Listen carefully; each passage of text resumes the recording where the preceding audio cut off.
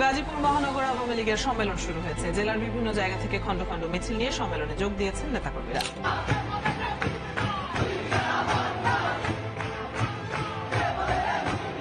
এর মধ্যে শেখ হাসিনার ফিরে আসার বার্তা দিলেন আওয়ামী লীগের সাংগঠনিক সম্পাদক শফিউল আলম চৌধুরী নাদেল।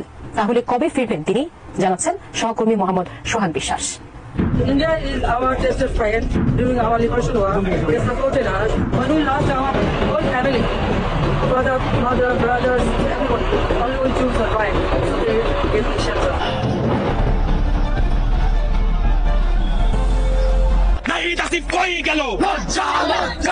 শেখ হাসিনা আসবে, বাংলাদেশ আসবে, প্রত্যেক মুহূর্তেই আমাদের আন্দোলন আরো জোরালো হবে। ফ্যাসিস্ট ইউনূসের আয়ু ফুরিয়ে আসছে।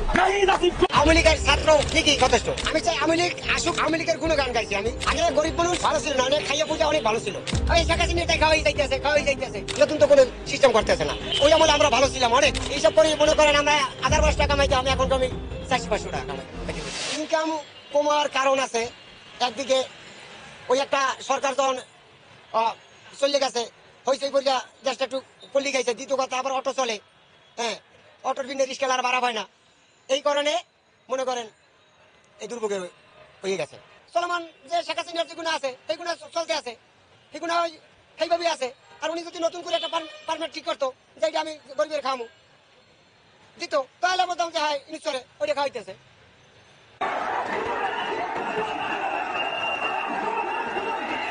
আমাদের বোন শ্রেষ্ঠা তঞ্জঙ্কার উপর যে হামলা হয়েছে, যে নৃশংস হামলা হয়েছে, এই হামলার প্রতিবাদ স্বরূপ আমরা আজকে এই বিক্ষোভ মিছিল করছি। হামলাটা কিভাবে হলো, কারা করলো, বিস্তারিত বলেন। কিছু দুষ্কৃতিকারী যারা বাঙালি জাতীয়তাবাদের নাম করে আমাদের বোনের উপর, যার পরিচয়কে ব্যবহার করে তার উপর টার্গেটেড হামলা করেছে। এই হামলার পিছিয়ে আওয়ামী লীগের ইন্ধন আছে বলে আমরা প্রমাণ পেয়েছি। এই জন্য আমরা বিক্ষোভ মিছিল করছি এবং ফ্যাসিবাদের আস্থানা আমরা পুরোপুরিভাবে ঘুরিয়ে দিতে চাই। কিসের মিছিল ছিল আজকে একটু যদি বলতেন? কিসের মিছিল ছিল? বিক্ষোভ মিছিল আজকে আমাদের। আচ্ছা, বিজয় র্যালি থেকে এটা বলতে চাচ্ছেন, কিসের ভিত্তিতে কিসের মিছিল?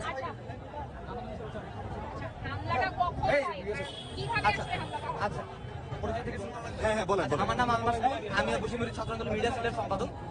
আমাদের আজকে আমি মিডিয়া সেলের তথ্য পেলাম যে দুপুরবেলা আমাদের এক নির্বাহী কমিটিতে আছেন এসেছিল অঞ্চঙ্কা আপু, তার উপর হামলা হয়েছে। একটা বাহিনী তাদের উপর হামলা, তারা যখন হচ্ছে দেয়াল লিখনের কাজ করছিল তাদের পাহাড়ি জনগোষ্ঠী মিলে, তখন তাদের উপর সেরকম নৃশংস হামলা হয় এবং আমাদের বোনকে আমরা এখন অ্যাডমিট করেছি হাসপাতালে, ঢাকা মেডিকেলে আছে। তো আমরা আমাদের একটা প্ল্যান ছিল, আমাদের ঢাকার এই মিরপুরের সকল থানার কমিটি দিয়েছে, আমরা প্ল্যান করেছিলাম আমরা আনন্দ মিছিল করবো। তো আমাদের এই আনন্দটা এখন একদমই নেই। আমাদের এখন প্ল্যান, আমরা বিক্ষোভ মিছিল করছি এবং আমরা এই বিক্ষোভ মিছিল নিয়ে ঢাকা। দেশের নির্বাচন ও রাজনৈতিক পরিস্থিতি মূল্যায়ন করতে ঢাকায় এসেছেন জাতিসংঘের 3 সদস্যের প্রতিনিধি দল। দলটি 23 জানুয়ারি পর্যন্ত বাংলাদেশে অবস্থান করবে। এ সময় নির্বাচন কমিশন সহ অংশীদারদের সঙ্গে বৈঠক করবে। আসন্ন জাতীয় সংসদ নির্বাচনে জাতিসংঘের পক্ষ থেকে কি ধরনের সহায়তা দেওয়া হবে তাও খতিয়ে দেখবে দলটি। 10 দিনের এই সফরে প্রথম দিনে প্রধান নির্বাচন কমিশন ও নির্বাচন কমিশনারদের সঙ্গে বৈঠক করে জাতিসংঘের প্রতিনিধি দল। ঢাকায় নিয়োজিত জাতিসংঘের আবাসিক সমন্বয়কারী গোয়েন লুইস বলেছেন, বাংলাদেশে আগামী জাতীয় নির্বাচন কবে হবে সেটি সরকার ও রাজনৈতিক দলগুলো ঠিক করবে। নির্বাচনের সময়সীমা নিয়ে তারা কোনো মন্তব্য করতে চান না।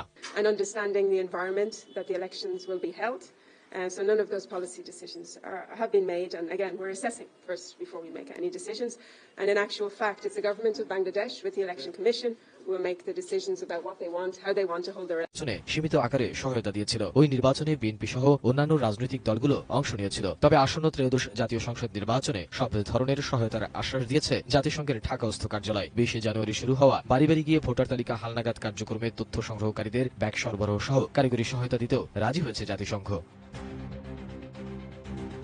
গণ অভ্যুত্থানে 5 আগস্ট আওয়ামী সরকারের পতনের পর দেশের আরেকটি নির্বাচনের আলোচনা চলছে। বিএনপি, জামায়াত ইসলাম সহ রাজনৈতিক দলগুলো নির্বাচনের দাবি জানিয়ে আসছে। অন্তর্বর্তী সরকারের প্রধান উপদেষ্টা ডক্টর মোহাম্মদ ইউনূস চলতি বছরের ডিসেম্বরে অথবা আগামী বছর জুনের মধ্যে ত্রয়োদশ জাতীয় সংসদ নির্বাচন আয়োজনের কথা জানিয়েছেন। ওই নির্বাচনের প্রস্তুতি শুরু করেছে নির্বাচন কমিশন। নির্বাচন ব্যবস্থা সংস্কারের পর চূড়ান্ত প্রস্তুতি শুরু করবে ইসি। গত বছরের 7 জানুয়ারি দ্বাদশ জাতীয় সংসদ নির্বাচন অনুষ্ঠিত হয়েছে। ওই নির্বাচনে বিএনপি সহ বিরোধী দলীয় দলগুলো অংশ নেয়নি। আওয়ামী লীগের প্রার্থীদের সঙ্গে একই দলের নেতাকর্মীদের স্বতন্ত্র প্রার্থী হিসাবে প্রতিদ্বন্দ্বিতা করতে দেখা গেছে। এ কারণে ওই নির্বাচনকে আমিরামি ভোট হিসাবে আখ্যায়িত করা হয়। ওই নির্বাচনে জয়ের মাত্র 6 মাসের মাথায় ছাত্র জনতার গণ অভ্যুত্থানে পতন হয় আওয়ামী সরকারের। ওই সরকারের প্রধান শেখ হাসিনা ভারতে পালিয়ে যান। ডক্টর মোহাম্মদ ইউনূসের নেতৃত্বে অন্তর্বর্তী সরকার গঠিত হয়। বর্তমানে বিএনপি সহ বিভিন্ন রাজনৈতিক দল দ্রুত নির্বাচনের দাবি করে আসছে। জাতিসংঘের এই মূল্যায়ন দলটি বিভিন্ন রাজনৈতিক দলের সঙ্গে বৈঠক করবেন, এমনকি আওয়ামী লীগের সাথেও বৈঠক করার কথা রয়েছে। ডক্টর ইউনূস নাকি সুইজারল্যান্ড যাচ্ছেন। এখন বিশ্ব অর্থনৈতিক ফোরাম বার্ষিক সম্মেলনে অংশ নিতে সুইজারল্যান্ড যাচ্ছেন অন্তর্বর্তীকালীন সরকারের প্রধান উপদেষ্টা এবং নোবেল জয়ী অর্থনীতিবিদ ডক্টর মোহাম্মদ ইউনূস। নতুন বছর উপলক্ষে এটি তার প্রথম বিদেশ সফর। আগামী 21 থেকে 24 তারিখ দাভোসে ওই বার্ষিক অনুষ্ঠান হবে। পররাষ্ট্র মন্ত্রণালয়ের কর্মকর্তাদের মতে 4 দিনের সফরে বিশ্ব অর্থনৈতিক ফোরামে যোগ দিতে আগামী 20 জানুয়ারি দিবাগত রাতে দাভোসের উদ্দেশ্যে ঢাকা ছাড়ার কথা প্রধান উপদেষ্টা। সম্মেলন ছাড়াও ডক্টর ইউনূস বিভিন্ন আন্তর্জাতিক সংস্থা নেতা, সংস্থার প্রধান, কোম্পানির সিইও এবং উদ্যোক্তাদের সঙ্গে বৈঠক করবেন। সবশেষ প্রধান উপদেষ্টা DI সম্মেলনে যোগ দিতে ডিসেম্বরে মিশর সফর করেন। 3টি সফরেই বহুপাক্ষীয় ফোরামের অংশগ্রহণ ছিল। এখনো পর্যন্ত ডক্টর ইউনূস দ্বিপাক্ষীয় কোনো সফর করেননি। এটা আর কোন রাষ্ট্রনেতাকে কিন্তু এখানে কোনো নাম দেখলাম না। এই যে বার্ষিক সম্মেলন যেটা হবে সেখানে কিন্তু আর কোনো বড় দেশের নেতা বিশ্ব অর্থনৈতিক ফোরামে সেখানে কিন্তু কোনো বিশ্বের নেতার নাম দেখলাম না, শুধু ডক্টর ইউনূস যাচ্ছে। মনে হচ্ছে এটা হচ্ছে একদম বাইডেন প্রশাসন এবং হিলারি ক্লিন্টনের প্রযোজিত কার্যক্রম মনে হচ্ছে। আমি ভুলও হতে পারি। এখন মজার ব্যাপার হলো, যদি কোনো কূটনৈতিক সফর হয় বা কূটনৈতিক সফর সঙ্গী কারোর সঙ্গে যদি কেউ যায়, তাহলে পরে সেই বিমান কিন্তু কোনো দেশ আটকাতে পারে না। উনি নাম করেছেন কূটনৈতিক সফরের, যদিও এখানে কূটনীতির কোনো দেশের কোনো নেতার নাম নেই। উনি উচ্চ পর্যায়ের কিছু কর্মকর্তাদের সঙ্গে আলোচনা করবেন, ওখানে একটু ভাষণ দেবেন। তার জন্য 4 দিনের সফর। সঞ্জীব চট্টোপাধ্যায়ের গল্প ছিল, গন্ধটা যাদের কেমন কেমন লাগছে, আমারও কিন্তু গন্ধটা কেমন কেমন লাগছে।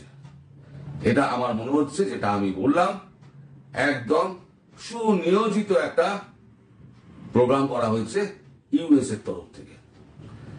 কারণ হিলারি ক্লিন্টন, বিল ক্লিন্টন, ওবামাই তো চালায়, আর বাইডেন প্রশাসন। যদি ডক্টর ইউনূস যদি ধরা পড়ে, তাহলে যে কত কিছু বেরোবে, কত খেলোর কীর্তি বেরোবে। আর ওই যে হিলারি ক্লিন্টনের যে একটা সংস্থা রয়েছে না, যার চেয়ারম্যান হচ্ছে ডক্টর ইউনূস, আরো অনেক কোম্পানি আছে, সেখান থেকে কত লেনদেন হয়েছে, কি হয়েছে, তার 666 তো আসেই কর্মকূপ।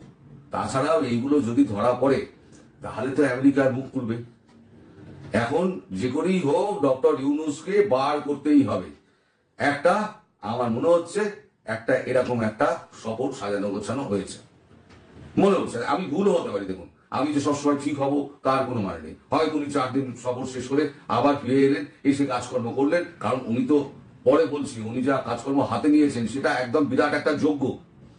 এই যজ্ঞে, কর্মযজ্ঞে উনি যদি সফল হতে পারেন, তাহলে পৃথিবীর ইতিহাসে তিনি একটা স্বাক্ষর রেখে যাবেন। উনি বলছেন যে আমরা একটা হাতে আলাদিনের চেরাগ পেয়েছি, এই আলাদিনের চেরাগকে কিন্তু নেভানো যাবে না, একে ধরে রাখতেই হবে।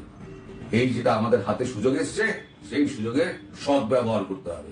একটা ছোট ভিডিও আছে আমার কাছে, একটু দেখুন ভিডিওটা। আমাদের হাতে আলাদিনের প্রদীপ দিয়ে দিয়েছে তারা, আমরা যা চাই এবং তাই করতে পারি। এই সুযোগ গ্রহণ করুন এবং সেটা প্রতিষ্ঠিত করুন।